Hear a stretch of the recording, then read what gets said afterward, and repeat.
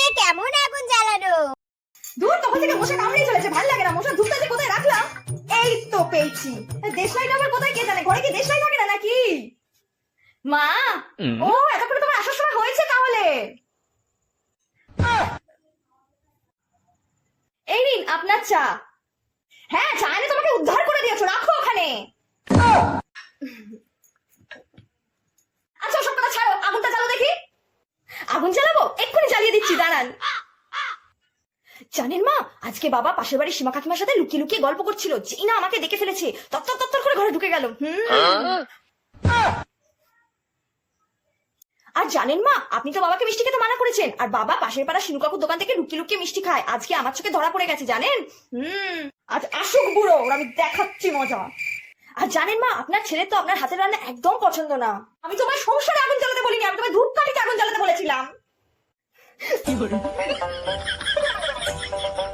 এ আমি কাকে নিয়ে সংসার করছি ভগবান।